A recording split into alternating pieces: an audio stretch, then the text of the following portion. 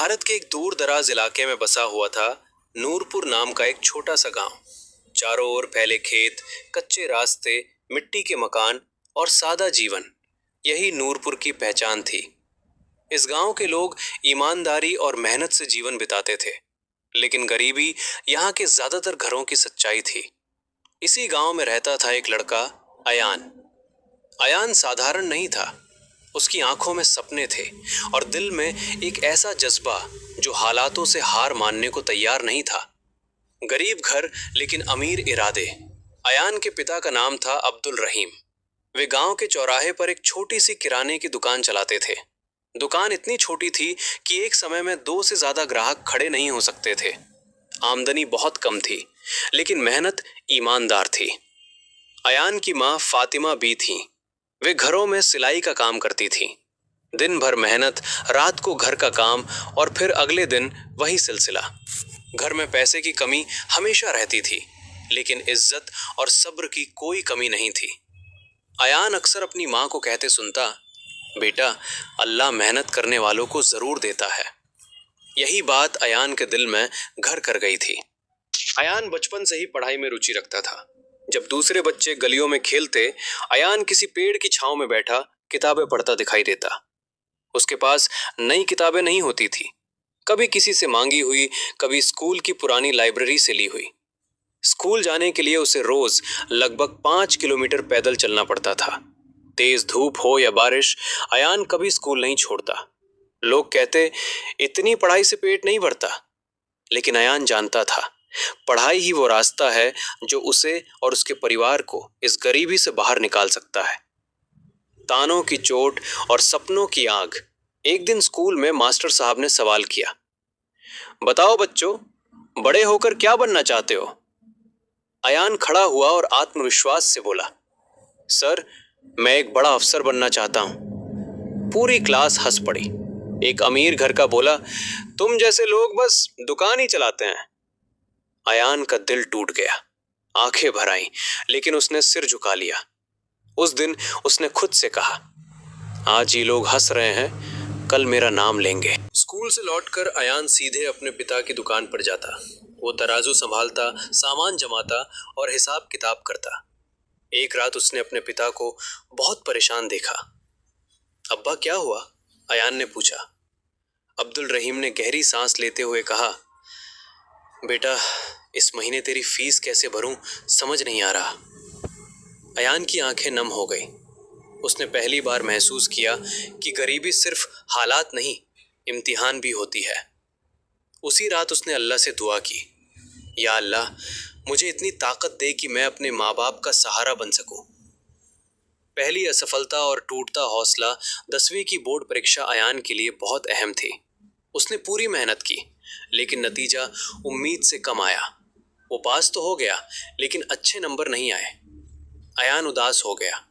उसे लगा शायद वो खुद को धोखा दे रहा है। रात को वो छत पर बैठा आसमान देख रहा था। माँ फातिमा भी उसके पास आई। बेटा, नाकामी गुनाह नहीं है, नाकामी से डरकर कोशिश छोड़ देना गुनाह है। माँ के शब्दों ने अयान को फिर से खड़ा कर दिया। अगले दिन से अयान ने अपनी जिंदगी का तरीका बदल लिया। रोज सुबह फज्र से पहले उठना, समय का पूरा हिसाब, बेकार की बातें और संगत छोड़ना। गांव सोया रहता और अयान अपने सपनों के लिए जागता। वो खुद से कहता, अगर आज थक गया तो कल भी यही हाल रहेगा। मुश्किल हालात और सब्र की परीक्षा। 12वीं के दौरान हालात और बिगड़ गए। अब्बा बीमार पड़ गए, दुकान लगभग बंद हो गई। अयान ने पढ़ाई के साथ साथ बच्चों को ट्यूशन पढ़ाना शुरू किया। दिन में स्कूल, शाम को ट्यूशन और रात को अपनी पढ़ाई। कई बार थकान से चक्कर आ जाते। डॉक्टर ने कहा, ज्यादा मेहनत मत करो, लेकिन अयान जानता था ये मेहनत उसकी तकदीर बदलने वाली है। पहली बड़ी कामयाबी 12वीं का रिजल्ट आया। अयान ने पूरे जिले में पहला स्थान हासिल किया। पूरा गांव इकट्ठा हो गया। वही लोग जो ताने देते थे आज मुबारकबाद दे रहे थे। अब्बा की आंखों से आंसू बह रहे थे। बेटा, तूने हमारा सिर ऊंचा कर दिया।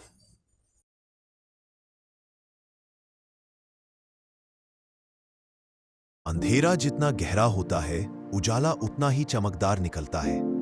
आज मैं आपको एक ऐसे लड़के की कहानी सुनाने जा रहा हूं जिसके पास खोने के लिए सब कुछ था, लेकिन पाने के लिए पूरी दुनिया। बरसात की एक अंधेरी रात थी। गांव के आखिरी सिरे पर बनी एक झोपड़ी में एक बच्चे ने जन्म लिया। छत टपक रही थी। घर में न दवा थी न ठीक से कपड़ा। मां की आंखों में डर था और पिता की आंखों में एक अधूरा सपना। पिता ने आसमान की ओर देखकर कहा, इसका नाम आरिफ होगा। शायद ये वो कर दिखाए जो मैं नहीं कर पाया। आरिफ का बचपन खिलौनों से नहीं, भूख से खेलता रहा। कभी आधा पेट खाना, कभी पूरा दिन भूखा रहना। स्कूल दूर था और हालात उससे भी ज्यादा। लेकिन आरिफ हर रात तारों को देखकर एक ही सवाल करता, क्या मेरी जिंदगी भी कभी बदलेगी? एक दिन वो हो गया जिसका डर था। पिता मजदूरी से लौटते वक्त गिर पड़े। बीमारी, इलाज और फिर सन्नाटा। झोपड़ी में रोने की आवाज थी और आरिफ के कंधों पर पूरी जिंदगी का बोझ। अब वो बच्चा नहीं रहा था, अब वो सहारा था। 12 साल की उम्र में आरिफ चाय की दुकान पर काम करने लगा। गालियां, थकान, अपमान, लेकिन एक बात तय थी, ये जिंदगी यहीं खत्म नहीं होगी।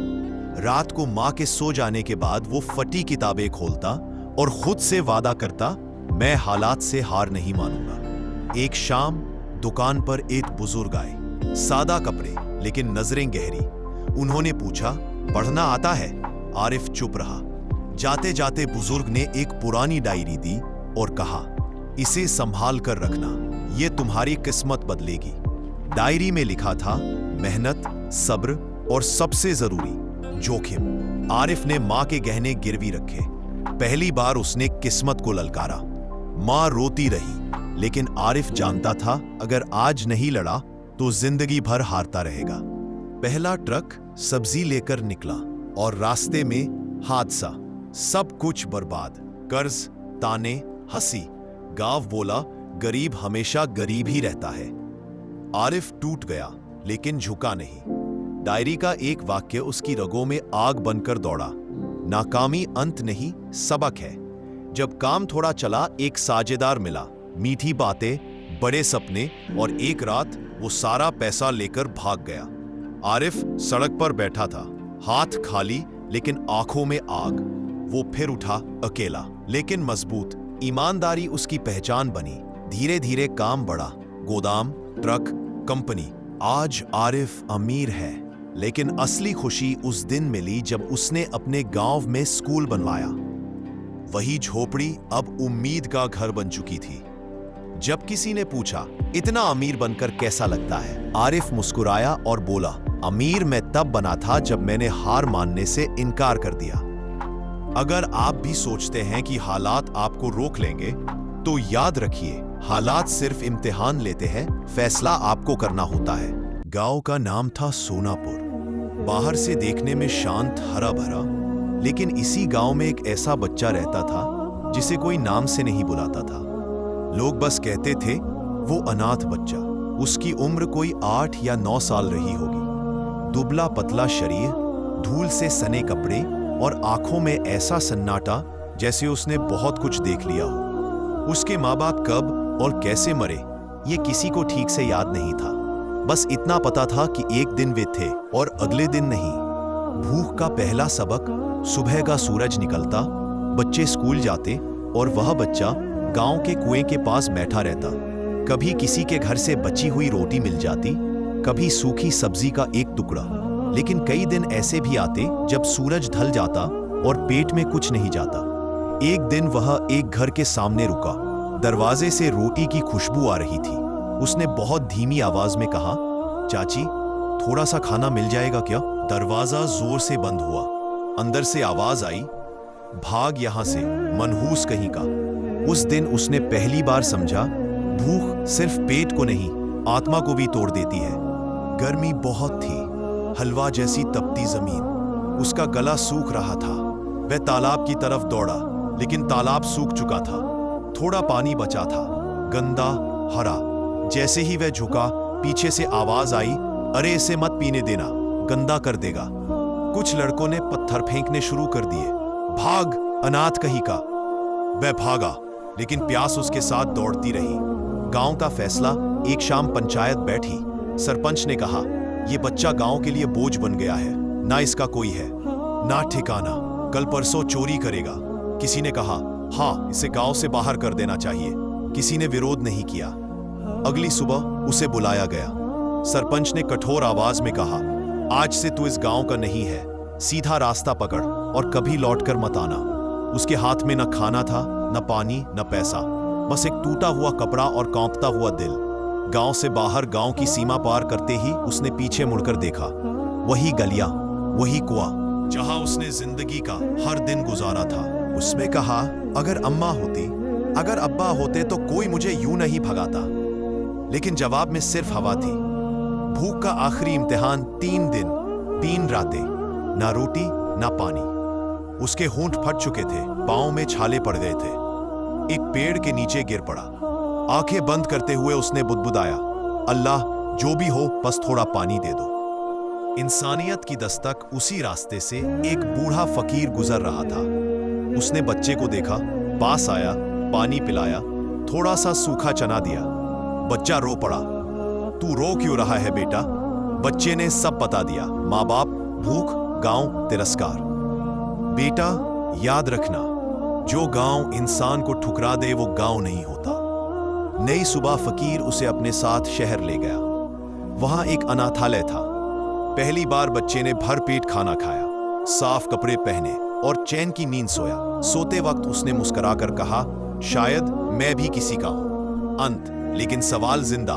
सोनापुर गांव आज भी वैसा ही है। लेकिन कहीं ना कहीं एक सवाल आज भी खड़ा है, क्या गुनाह अनाथ होना था या गुनाह इंसानियत का मर जाना? यह उस दौर का जिक्र है जब बगदाद इल्म, तकवा और औलियाए अल्लाह का मरकज हुआ करता था।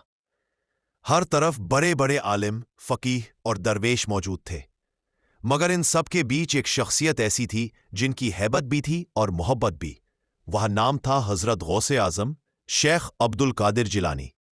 ये वाकया उस जमाने का है जब आप सख्त रियाजत और मुजाहिदे के दौर से गुजर रहे थे। 40 दिन की भूख। हजरत गौसे आजम खुद फरमाते हैं, मैंने 40 दिन ऐसे गुजारे कि मेरे मुंह में एक निवाला भी नहीं गया, न खाना न पानी, सिर्फ अल्लाह का जिक्र।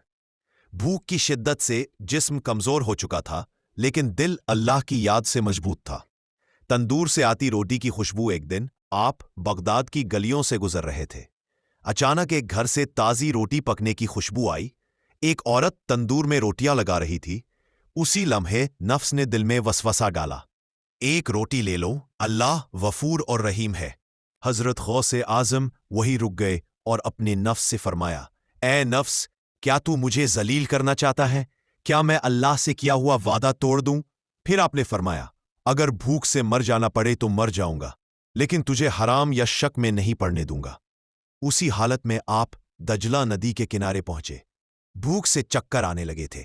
अचानक दजला के पानी से एक चमकती हुई रोटी बाहर आई, जैसे कोई गैबी रिज़्क़ हो।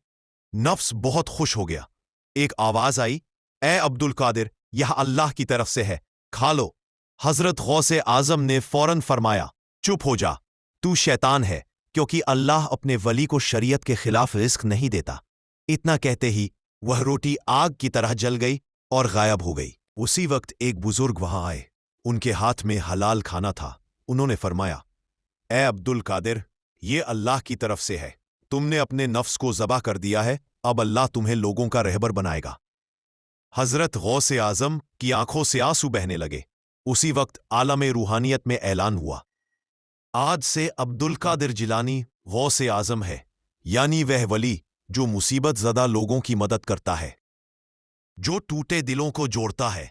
इस वाकये से हमें यह सीख मिलती है, नफ्स इंसान का सबसे बड़ा दुश्मन है। हलाल पर सब्र करना विलायत की कुंजी है। शैतान नेकी के लिबास में भी आता है। जो नफ्स को जीत ले वही अल्लाह का दोस्त बनता है। रात का वक्त था। बगदाद की गलियों में सन्नाटा गहरा चुका था। हवा में ठंडक थी और आसमान पर बादलों की धुंधली परत तैर रही थी। उस वक्त शहर के कोने में एक छोटा सा कमरे वाला घर था। उसी में रहते थे सुल्तान उस सुफिया गौसे आजम शेख अब्दुल कादिर जिलानी रहमतुल्लाहि अलैह, उनके घर के अंदर एक नूरानी सुकून बिखरा हुआ था। गौसे पाक इबादत में मशगूल थे, आंखों में खुशू, दिल में तस्लीम, और जिक्र की मीठी आवाज हवा में गूंज रही थी। मगर इसी शांत रात में शहर की दूसरी तरफ एक बदनाम चोर कासिम अपने अगले निशाने की तलाश में था। कासिम का नाम सुनकर लोग दरवाजे मजबूत कर लेते थे। उसकी चाल इतनी खतरनाक थी कि पहरेदार भी धोखा खा जाते। उस रात उसने तय किया, आज मैं उस फकीर के घर जाऊंगा जिसका दिल तो नेक है मगर उसके पास जरूर कुछ नायाब होगा। वह बात कर रहा था गौसे पाक के बारे में, बिना जाने कि वह किसके घर पैर रखने जा रहा है। कासिम अंधेरी गलियों से होते हुए गौसे पाक के घर के बाहर पहुंचा। कमरे की खिड़की से हल्की सी रोशनी बाहर झलक रही थी। उसने मुस्कुराकर कहा, बस थोड़ी देर की बात है और आज की रात मेरी सबसे बड़ी कमाई होगी। वह दीवार फांद कर अंदर आ गया।